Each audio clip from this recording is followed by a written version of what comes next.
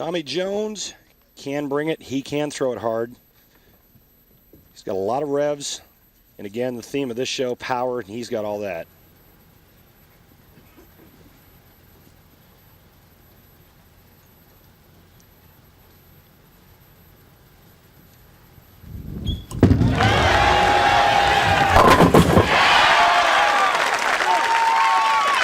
Just absolutely snapping on it at the bottom. Well, watch how far left Tommy Jones is. And here it comes. I told you, right over that left gutter. If he moves any further left, he's going to have to start getting it in the air.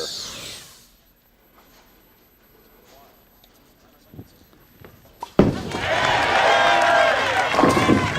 a long time since we've seen Double D. Okay, that's close. On a television show. Since Wichita, where he won. Overcoming incredible health problems with surgery on his hand, a bad fall last year at the World Championships in Toledo, Ohio. And sidelined him for quite a while. The Double D returns to the television show again here today in Louisville. By the numbers, Randy, the breakdown. Dave had a high average this week and both great on a really tough pattern. He likes to play inside. He's got the great power. Look what Tommy Jones did, though. He stayed out of trouble, made a lot of spares. That was the difference for him getting here. And one thing I really love about Dave D'Angemont's game, from the waist up, very steady. Okay. Haven't seen any of those this week. Since Wichita, Dave struggled a little bit. He said kind of an equipment issue, didn't know which ball to go to at what time. Said physically, his physical game felt fine, but just wasn't making the right choices with bowling equipment. Apparently has chosen much better this week.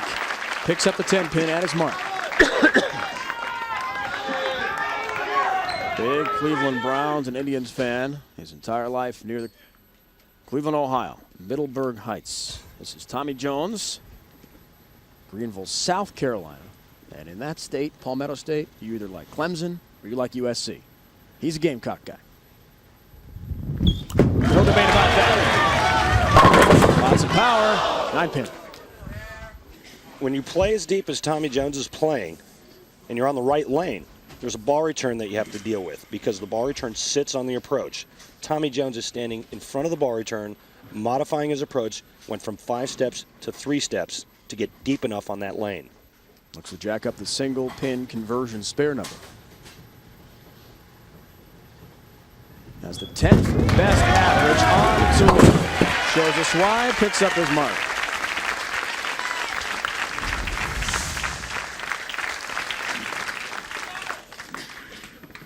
Strike and a spare for Tommy Jones, 24 years old.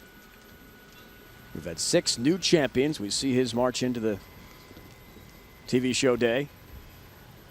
The victory over Vogelsang. Nick got the wild card spot. Now he's in the semis. 6 new champs on tour this year, including Chris Hayden in Orlando 2 weeks ago. 1 pin up there. And we asked Tommy last night, as he asked all the players who have never won a tournament, does that help you, give you motivation? And Tommy would agree. No question, seeing all the others win their first ever title gives them hope. Yeah, it's a little inspiring. I'll tell you, for this guy, he told me that the guy that's been the most inspiring is Del Ballard Jr., he said without Del Ballard, he wouldn't be here today. All the time that Del spent with Tommy, changing some things, working on slowing things down, not only in terms of his release, but also what's going on mentally in his brain.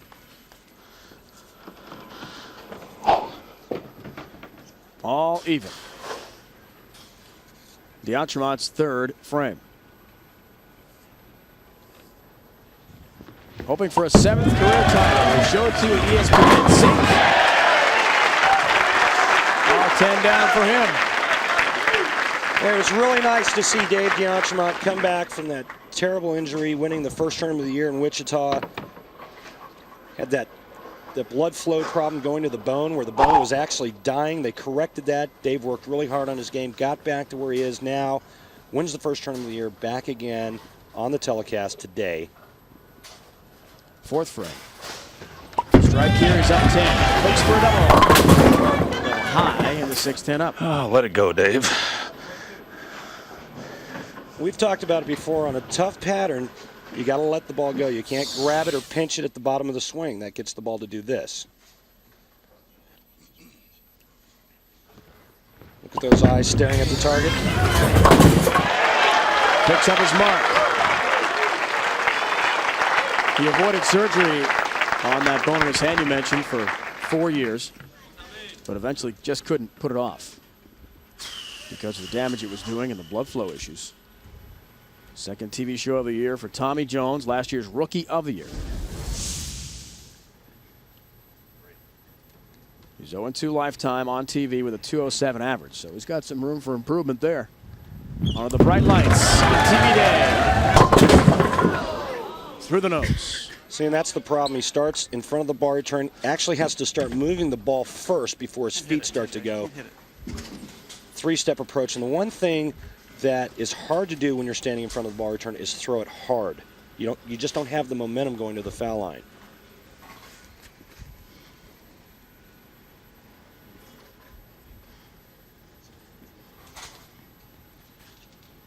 Tough conversion on this pair.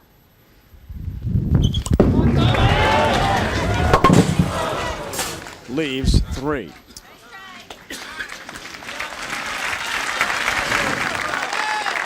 Watch the swing of Tommy Jones, real steep like we talked about. Go ahead and freeze it right there. Look how steep that is. But when you have a high rev rate, you can get steep.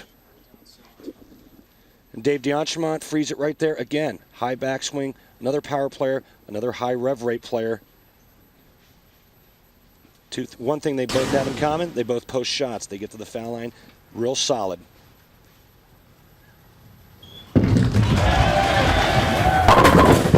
Speaking of solid,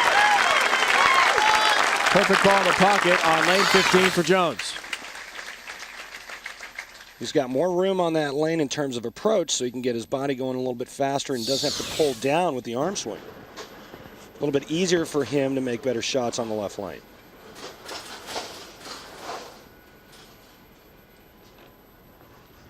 Back to Dave. That comes in high, missed the pocket. And the 6-pin still stands. Early friction created in the front part of the lane. We call it the heads. The first 15 feet does not allow that bowling ball to push to the right. Picks up his mark. He wanted to give thanks today to Dr. Harry Hoyen, who performed the surgery on his wrist and top of his hand, enabling him to continue his bowling career. Otherwise, he would have had to retire early.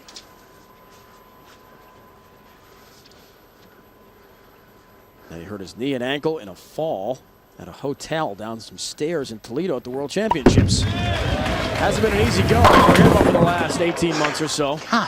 There's a 4.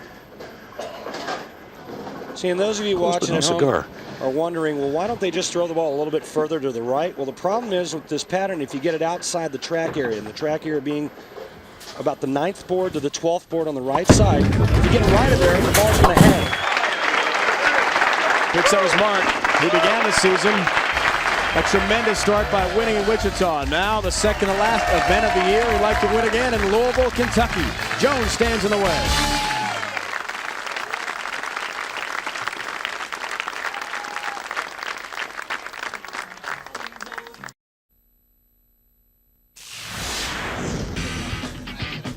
In 1995, our own Randy Peterson made it to the championship match against Mark Williams at the Ebonite Kentucky Classic.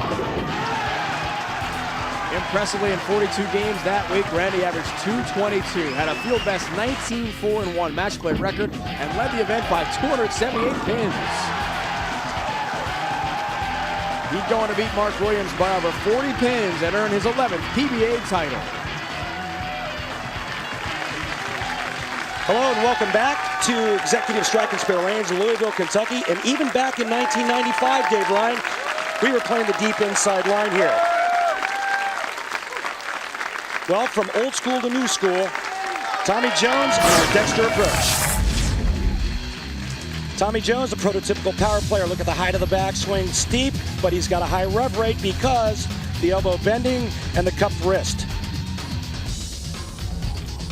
Now watch this. Watch the ball come away from him. You see how the ball's away from him? He's got all this room. His body goes left, swing goes right, and this is what Don Johnson calls B for victory. Tight to the ankle for leverage. He told me he changed his sole for bowling on wood approaches. He needed the extra traction this week. Tommy Jones down 15, the subject of this week's Dexter approach. That's the fourth time all year we've had the wood approaches. Last time on Long Island, start to finish in one center. We had them in Latham for most of the play up until the arena final at the Siena College campus in Loudonville, New York. That was on the via synthetic surfaces. 10 pin for Jones.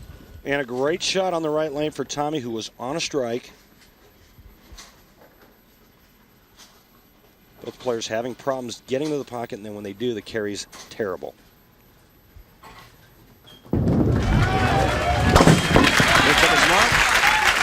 Cannot get a double. We've only had one of those so far today in the first two matches total.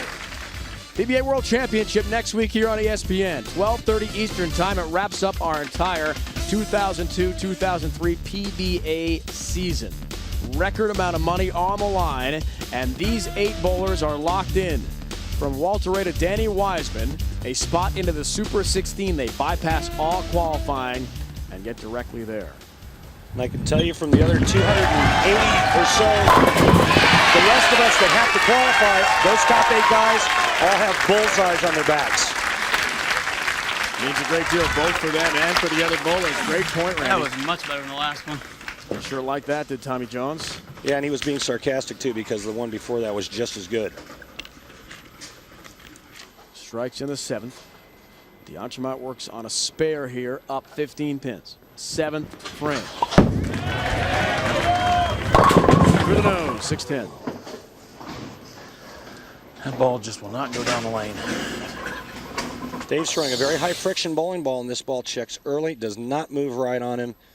Watch it grab there around the 45-foot mark and just go left.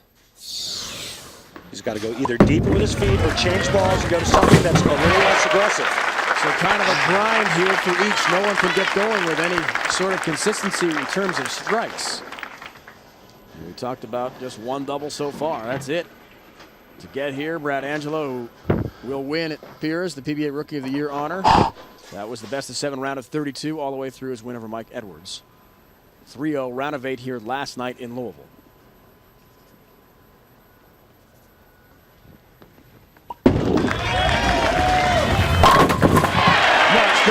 But to me, that ball looked like it was faster, and one way to combat hook is throwing it harder. You can control friction by the speed of the shot. The faster you throw it, the less friction's created. That ball holds line, gets to the 1-3, and strikes. Can Jones respond now on the right of our TV pair, trying just for the second double between these two matches of the day. He's down 13. Strike here in the 8th, and he'll be down 3 pins. Needs it.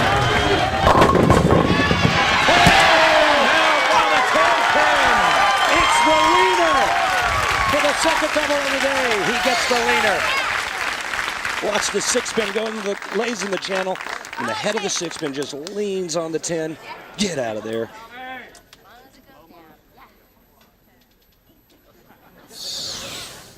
Tommy's had a consistent year despite lack of a title. Hitting it from the back, Kirk. Talking to Kirk Von Kruger, our tournament director. Pin in the left gutter or channel, if you will. It has to be removed. Yep, just gets that cleared up. On the right lane. 17 of the 19 events prior to this one he has cashed out. Made match play in 14 of 19. Now reset. Pins on lane 16. So he has had a very good year in terms of being right there on the cusp of victory. Still has not won that first ever title. Well, he wasn't voted Rookie of the Year by accident. The guy's very consistent out here, and it's just a matter of time before Tommy Jones wins out here.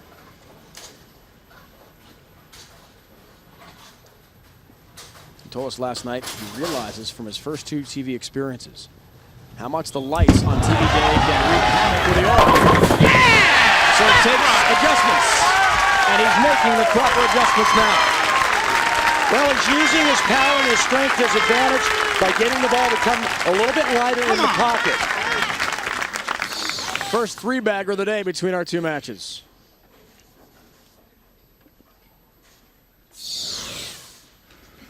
That was a big one in the ninth foundation frame. Now DeAntreman's turn. Looks for a double. Ninth frame. Down 7. And a tie. And a 4-pin. And again, just a little bit firmer, and that ball holds line. Right now, Tommy Jones in the driver's seat, 3 strikes in a row. He can strike out for 222. With a conversion here, Dave DeAntremont, the best he can shoot, 205. Does just that, convert the spare for his mark. Later today, join Mike Tirico and Curtis Strange for live coverage of the dramatic championship match of the World Golf Championships. Accenture Match Play Championship action starts at 3 o'clock Eastern Time, 12 noon on the West Coast from La Costa Resort and Spas, South Course, Carlsbad, California, in Southern California. Beautiful part of the country. Sunday, that's today, 3 o'clock Eastern Time on ABC. Tiger's almost there again. Tiger Woods going against David Tom's 36 holes today. Fun to watch here. Lots of action. 10-pin. DeAntremont. This wasn't really bad 190. Yeah, it really wasn't. And the same thing that did in Steve Hoskins in the previous match looks like it's going to do in Dave DeAntremont right here. With a spare and a strike, he's going to shoot 194. Tommy Jones needs to stay clean in the 10th.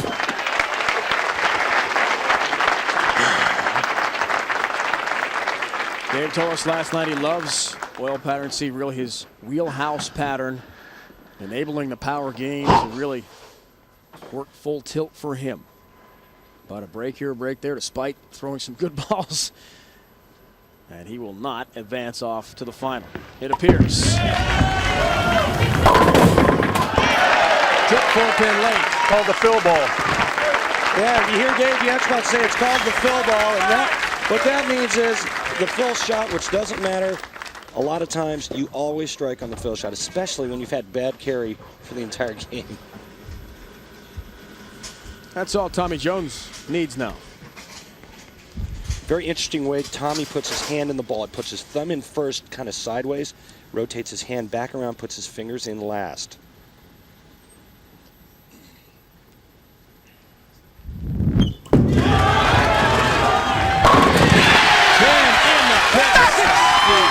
Success for Jones as he pushes the rack. And he'll be a winner. Watch this. What a beautiful shot. Just makes the nice touch on it.